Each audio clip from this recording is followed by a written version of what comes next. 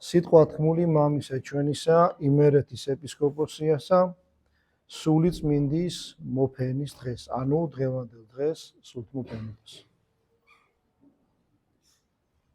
მრავალთა ერისა მისგანთა ისმინეს სიტყვა ესე და იტყოდეს. ესე არის ჭეშმარიტად წინასწარმეტყველი. სხვანი იტყოდეს, ესე არის ქრისტე. სხვანი იტყოდეს, ნუ უკვე გალილეაით მოსვლადას ქრისტე. და განწვალება იყო მისთვის ერთსა შორის და რომელთამე მათგანთა უნდა შეპრობა იმისი და არა მიყნა ხენი მისედა. დასასრულსა დიდისა დღესასწაულისასა მაცხოვარი ჩვეულებისამე თვისისა დადგა შორის ერთსა და იწყო სწავლა და ქადაგებად. იგი აძლევდა ნუგეშსა მორწმუნეთათვის და აღუთქმიდა რა მათ მოვლინებასა გამანათლებელისა სულისა წმინდისასა და სხვა სამრავალთა ეტყოდა მათ სწავლათა და მოძღვრებათა. გარნა მსმენელთა მის შორის გაჩნდა ამაზე ცილობა და შფოთი. ზოგი იტყოდეს ის წინასწარმეტყველი არისო და კეთილად გვასწავლისო. სხვანი ამბობდნენ იგი ცბიერი არისო და ცუდად გვასწავლისო. ერთი სიტყვით დიდი განწვალება და შფოთი იყო ერთსა შორის მისთვის. რას ნიშნავდა ძმანო ჩემო ეს გასაოცარი ცილობა და განწვალება? რისთვის აღდგა ესე შფოთი და უკმაყოფილება?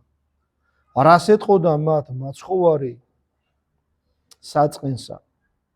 იგი აღუთქმდა მოახლებასა უმჯობესისა დროებსა, როდესაც იგინი მიიღებდნენ განათლებასა სულისა წმინდისაგან.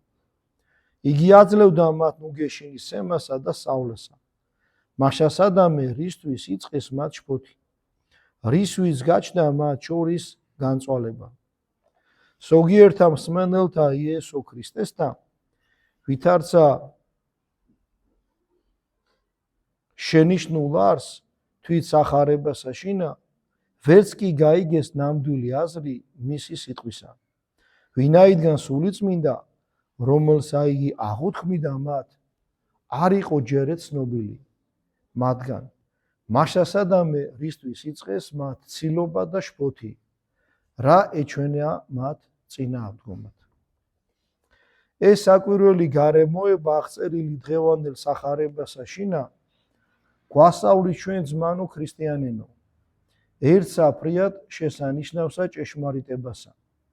ესე იგი რა მძიმე და ძნელი საქმე არის ქადაგება სიტყვისა.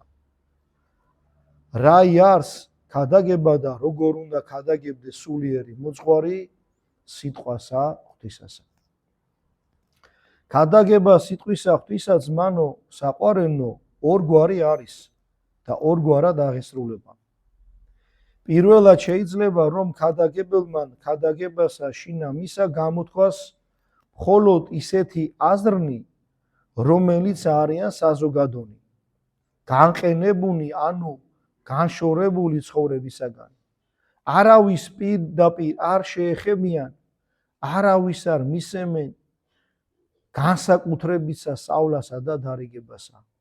არამედ ყოველი სამსმენელისათვის იქნებიან ეგევითარნი და ერთგვარნი და ერთისა ფასისანი. ესეთი ქადაგება არავის არ გააჯავრებს, გარნა სარგებლობასაც დიდსა არავის მისცემს. შეიძლება რომ იგი იყოს დაწერილი მჭერმეტყველად, მაღალთა ლექსებთა შინა, გარნა სარგებლობა მისი საეჭვო არის. სმენელი გულგრილად მიიღებენ ესრეთ ქადაგებასა. იქნება მათ კიდეც აქომ ქადაგებელი, მაგრამ გულში არ დაუშვებათ არც ერთი საკუთარი სარგებლობა. მეორე სახე ქადაგებისა არის სხვა. აქ მქადაგებელი ცდილობს, რომ სიტყვა მისი იყოს დაახლოებული მსმენელთა მისთათან. იგი წინაპირობად შეიტყობს სულიერსა ნაკლულებასა და საჭიროებათა მსმენელთასა და მერ მეიწყებს დარიგებასა და მოძღვრებასა მათსა. იგი ცდილობს, რათა სიტყვა მისი იყოს არა უქმი და განყენებული მავალი ღრუბელთა ზედან, არამედ მახლობელ კაცთან, ცხოველ და გამომყვანელ თვით კაცისა ცხოვრებისაგან. მისთვის რათა ყოველმან კაცმან დაინახოს სიტყვათა შინა მისთა, ვითარცა სარკესა მისი სულიერი მდგომარეობა. ესეთი მქადაგებელი არ მისდევს მაღალთა ლექსთან, არ ეძიებს მჭერ მეტყველებასა, გარნა ცდილობს, რომ მარტივი სიტყვა მისი შევიდეს გულსა შინა მსმენელთასა და დასტოვოს მუნ რომელიმე კვალი. ესრეთი ქადაგებანი არიან უმეტესად სასარგებლონი ერისათვის. გარნა მქადაგებელსა უნდა ახსოვდეს, რომ იგი ხშირად აღზრავს უკმაყოფილობასა და შფოთსა შორის მსმენელთასა. ახლა გამოვითხოვ თქვენგან ძმანო ნებასა, მივაქციო სიტყვა ჩვენი ჩვენზედავე. მოვალეობისაებ ჩვენისა, ვითარცა აქაურმა შობიდგანვე ჩვენ შევიტყვეთ რა ნაკრულევანება და საჭიროება აქვთ მცხოვრებთა ჩვენისა ქვეყანისათა და გსურს რათა დამნერგოთ გულთა შინა მათა რომელიმე ზრუნვა გამოსაცვლელად მათი საზნეობისა და ყოფაქცევისა. და შემდეგ წმინდა მღვდელმთავარი საუბრობს, რომ ჩვენ ერში არის შფოთი და გაუტანლობა და ამაზე ქადაგებს ვრცლად. ჩვენ ახლა შევჩერდებით ერთ სოდვაზე, რომელიც ასევე არის ჩვენ ერში.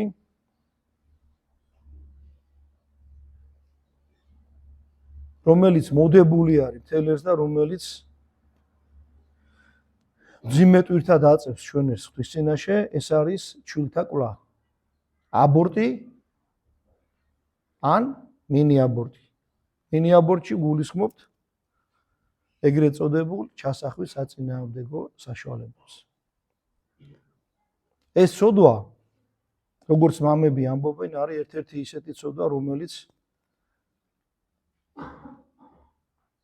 მეტად განარისხებს ღმერთს და ცხოველიც კი არ კადრულობს, რომ თავისი შვილი მოკლას. პირიქით, ცხოველი იცავს ყოველთვის თავის შვილს. ჩვენ წმინდა წერილიდან ვიცით, რომ როცა კაინმა მოკლა თავისი ძმა აბელი, მისი სისხლი ღაღადებდა ღვთის წინაშე. ახლა დაფიქრდით, რამდენი უდანაშაულო ბავშვის სისხლი ღაღადებს ღვთის წინაშე, რომ მათ საკუთარი დედები და მამები ანადგურებენ.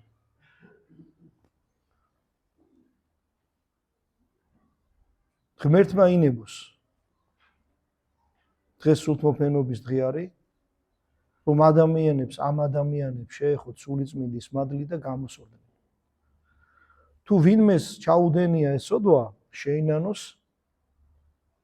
და შეინანოს მთელი გულით. რას გულისხმობ მთელი გულით სინანულში?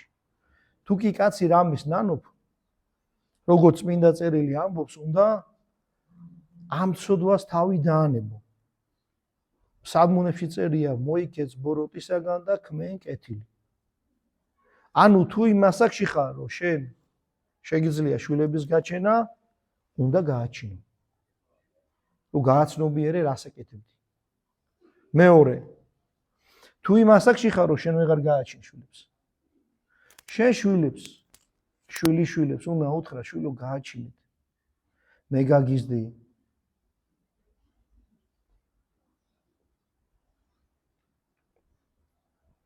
რომ ამითი ისის დაიცვა, ის არ გააკეთო, საჩენ გააკეთე და შენ თვითონ გამოისყიდო.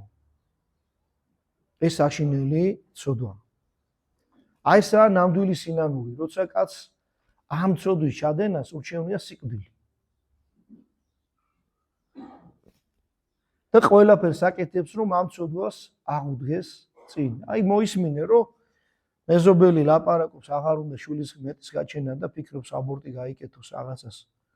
უნდა მიხვიდე, ნახო, დაელაპარაკო, აუხსნა. შეიძლება უთხრა, შენ გააჩინე, მე გავსდე. და გაზარდო.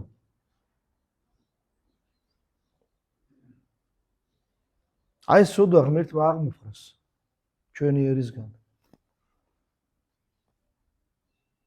რომ ის უბედურებები რას თავს გვატყდება, ერთ-ერთი მიზეზი ეს არის, რომ საკუთარი შვილების ხოცვა ჟლეტვა გვაქვს გამართული ქართულ ხალხს.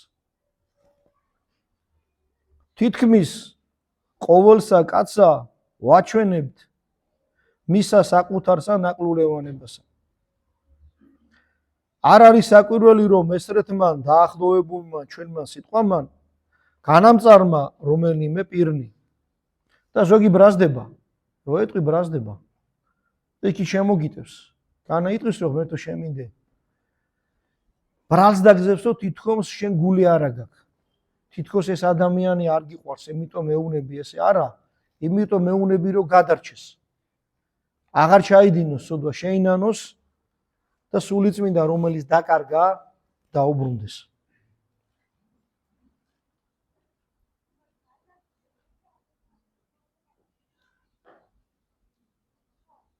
არ არის საკვირველი, რომ ესრეთმან დაახლოებულმა ჩვენმა სიტყვამან განამწარნა რომელნიმე პირნი. ყოველი კაცი თავის მოყვარია და არ მოსწონს, როდესაც მას გამოუხატავენ ცხადად ცუცსა მისა ხასიათსა. ამისთვის ჩვენზეცა მოხდა რამოდენიმე ცილობა და განწყალება. მაგრამ ჩვენ არ ვწუხართ, როდესაც რომელიმე პირნი ცდილობენ ჩვენზედ და გვემდურებიან. ესრეთე უყვეს სხვათა უმჯობესთან ქადაგებელთან. რომენი გულწრფელად ასავლიდნენ და ამხილებდნენ სმენელთა მათთან. ესრეთ უყვეს მაცხოვარსა, ოდეს იგი ქადაგებდა სიტყვასა ღვთისასა. ვინ არისო იგი? იტყოდნენ ზოგიერთნი ერისაგანი. ვიღაც ერთი გალილეველი, ხუროს შვილი, როგორ ბედავს ესრეთ ჩვენ მხილებასო. დიდნი მქადაგებენი იყვნენ გრიგორი ნაზიაზნელი, ღვთისმეტყველი და იოანე ოქროპირი. გარნა მრავალგზის იყვნენ იგენი დევნული მათისა ქადაგებისათვის. აქ იქნება ვინმე მიფიქროს თავის გულში, ვის შეადარა ამან თავი თვისი. ნუ თუ მას გონია, რომ იგი არის მსგავსი გრიგორი ღვთისმეტყველისა და იოანე ოქროპირისა. არა ჩემნო ძმანო, ნუ ხარ ჩქარი განკითხვად მოხსისა შენისა. მე არ შევადარებ თავსა ჩემსა ხსენებულთა მქადაგებელთა. მე სხვა მწუხარება მაქვს გულში. მე იმას ვტირი და ვწუხვარ, რომელ სიტყვა ჩემი არის ერთობ სუსტი და უძლური, რომლისა არ აქვს ეგეოდენი ძალა და მოქმედება, რაოდენიცა სურს გულსა ჩემსა. ნეტავი ვინმე მომცესმე ისრეთი სიტყვა, რომელი შევიდოდეს შინაგან მსმენელისა და გამოსვლიდეს მისა გულსა. ანუ ვითარცა ზარი დაეცემოდეს მძინარესა სინდისა ცოდვილისასა და განაღვიძებდეს მას ღრმისა მისგან ძილისაგან. ანუ ცეცხლად მოეკიდებოდეს და დასვავდეს ყოველსა ღვარძლსა და ყუროს თავსა ცოდვილის გულისასა. შემუსრვიდეს გულსა ამაყისასა, ხოლო გულსა შინა მწუხარებისაგან დამძიმებულისა იქნებოდეს ვითარცა ნელსაცხებელი. დამალბობელი წყურვილისა მისისა. მოიყვანდეს სრემთა თვალთა ზედა მსმენელთასა. მოაუძლურებდეს მათ ცოდვასა. შეაყვარებდეს ღმერთსა და მოყვასა. ესრეთი რო ყოფილიყო სიტყვა ჩემი, მაშინ არ შევწუხდებოდი. როდესაც გაჩნდებოდა მისგან განწყალება შორის მსმენელთან. გარნა იგი არის უსუსური და სუსტი. ესრეთ რომელ არა უწყით, აქვს ამას რომელიმე კეთილი ნაყოფი შორის მსმენელთასა, ხოლო შფოთი და ცილობა კი გააჩინა მან. მაგრამ რაც გინდა სუსტი და უძლური იყოს სიტყვა ჩვენი, მას აქვს ერთი კეთილი თვისება. რომელსა ვერავინ ვერ წაართმევს მას. იგი არის გურწველი და მომდინარე სიყვარულისა და ერთგულების წყაროისაგან. თვისულიერი მტერი ჩვენი ეშმაკი რომ წარმოდგეს აქა, იგიცა ვერ დაამტკიცებს.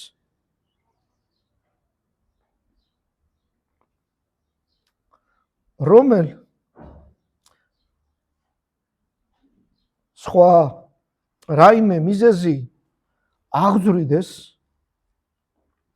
ენასა ჩვენსა. ანუ იყოს ვითარიმე ორგულება ჩვენ გულში.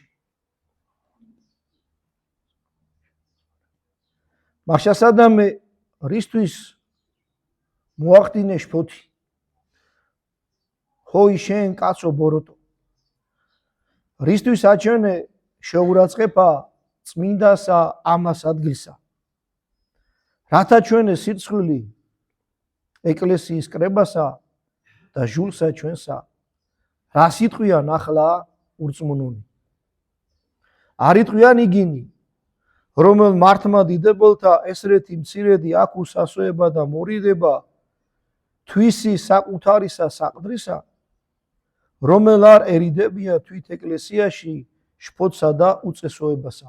ერთმა კაცმა შფოთი აუტეხა ტაძარში, როცა ქადაგებდა წმინდა მღვდელმთავარი და ამხელდა ერთ-ერთ ნაკლულევანებას, რომელსაც ქვია გაუტანლობა და მტრობა ერთმანეთისა.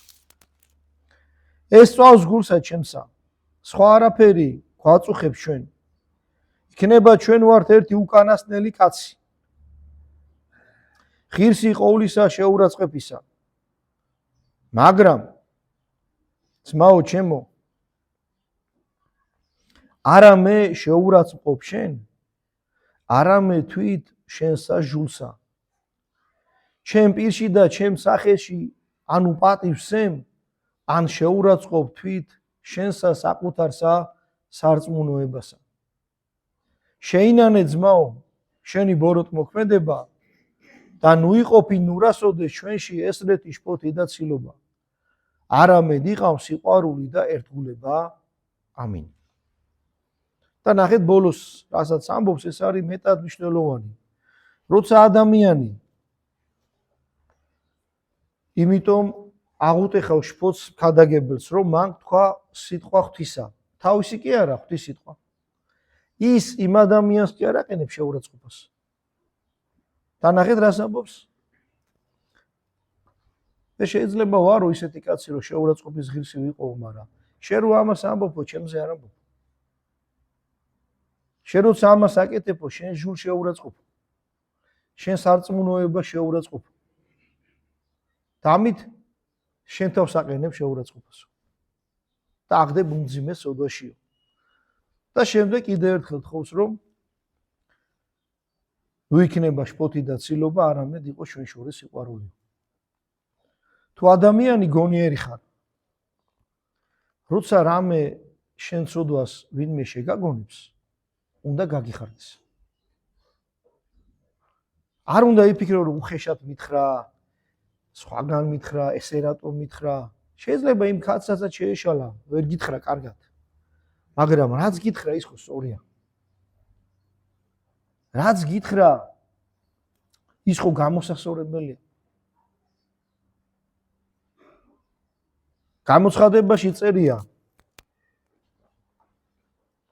იოანეს გამოცხადებაში, რომ მეორედ მოსული ჟამს უამრავი სულები უღაღადებენ ღმერთს, რომ დაშაჯოს ცოდვილი კაცობრიობა. იმიტომ რომ ეს ცოდვილი კაცობრიობა მათ სასტიკად ექცეოდა. დევნიდა, შეურაცხყოფდა, კლავდა, ავიწროვებდა.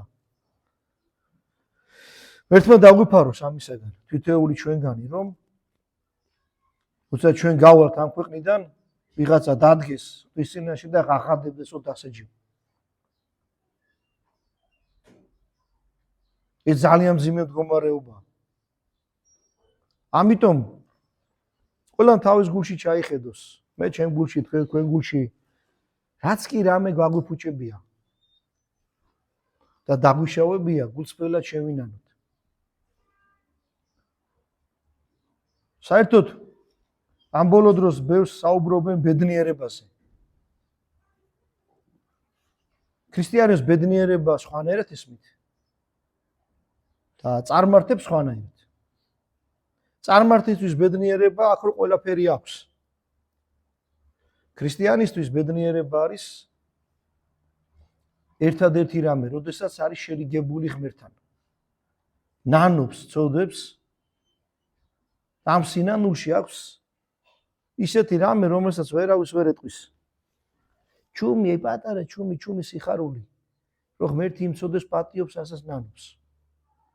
აი ეს არის ბედნიერება. და არა სხვა რამე. დავით მეფემ რო შეწოდა, იმრუშა და მერე კაცი მოკლა, გააცნობიერა თავისი დანაშაული, თქვა 50 ფსალმუნი. ამ ფსალმუნში არის ეს სიტყვები. გულიწმინდა დაბადე ჩემთანა ღმერთო და სულიწმელი განმიახლე გვამსა ჩემსა. აი ამ სულიწმინდის კვლავ დაბრუნებას და დაბადებას თხოვს, რომელიც ცოდვამ განაშორა. სულიწმინდას არ შეუძლია იქ შევიდეს, სადაც სიმყრალეა. სიმყრალეში გულისხმობს ცოდვას. ვერ გუობს იქ ყოფნას.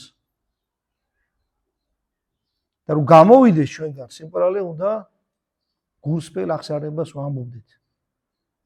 და ნუ იფიქრებს ვინმე რომ აღსარება თქვი და დამთავრდა ყველაფერი. აღსარება რო თქვი, ღმერთმა გაპატია, ნამდვილად გაპატია ჩვენ ამის გვწამს. მაგრამ შენ უნდა აჩვენო შენი მხრიდან სინანული. მთელი ცხოვრება ღმერთს. და სინანულის ერთ-ერთი მთავარი გამოვლინება ადამიანის ცხოვრებაში არის, რომ იმ წოდვას აღარ ჩადის. იმ წოდვის წინააღმდეგ იბრძვის. სხვებსაც ეხმარება, რომ ის არ ჩაიდინოს. არ განიკითხავს იმ ადამიანებს, ვინც ისოდვა ჩაიდინეს, რაც თვითონ ჩაიდინა. აი ეს უნდა იყოს.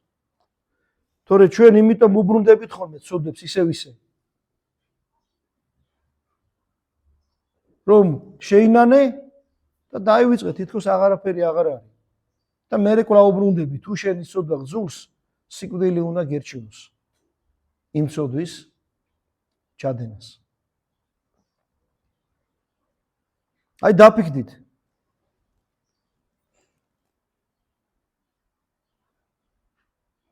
ცოტა მძიმედ საქმელ სიტყვას ვიტყვი ახლა, მაგრამ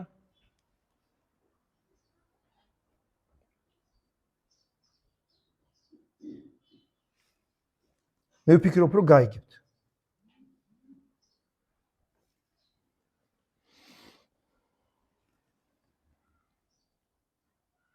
ხშირად ყოფილა ხოლმე ესეთი შემთხვევები, რომ უკითხავთ ადამიანისთვის, შვილი გადარჩეს თუ დედა. როცა მშობიარობს.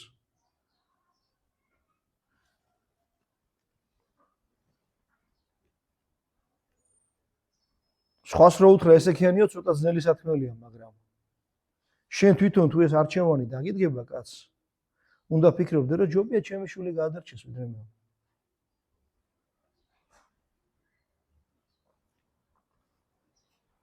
მით უმეტეს, როცა ეს ბავშვი ჯერ არ დაბადებულა.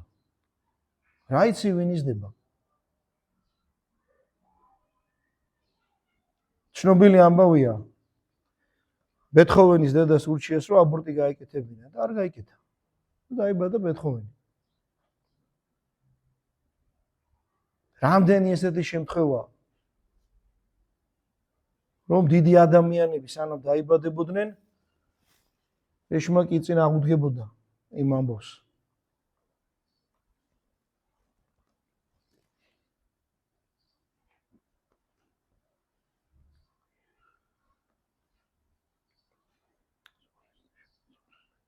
მე ადრე მოგიყევით ერთი ამბავი. ეხლაც მოგიყვებით, რომ დააკვირდეთ, როგორ შევიცვალეთ. როგორ სხვანაირები გავხდით ქართველი ხალხი. მართლმადიდებელი ქრისტიანები. ხშირად იყო რომ ლეკები როცა თავს დაესხმოდნენ სოფელს მოსახლეობას არ ხოცავდნენ მიყავდათ ტყვეთ მით უმეტეს თუ ამ ხალხში იყო ვინმე ხელოსანი აი ეს მონღოლებსაც ესეთი ჩვევა ჰქონდათ ხელოსას თუ ნახავდნენ არ მოკლავდნენ წაიყვანდნენ და თავიანთ ქვეყანაში ამუშავებდნენ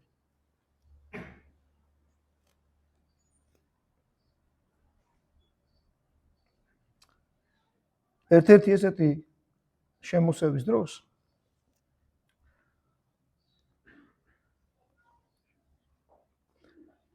სოფელი შეეფარა გამოქვაბულში არ იცოდნენ სად იყო მტერმა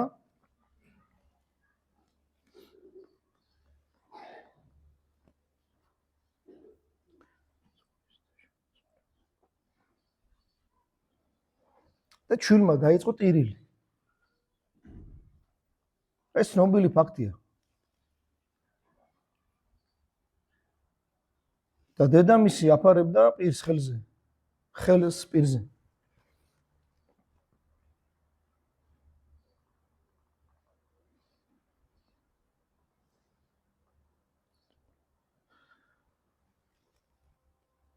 ეს რო დაინახეს უფლებმა უთხრეს რას ეკეთებ ხო ჯობია ესენი ეს გადარჩესო ვიდრე ეხლა შენ მოკლა და ჩვენ გადავჭერდო ჯობია ეს გადარჩეს და ჩვენ თქო წაგვიყვანო არა უშავს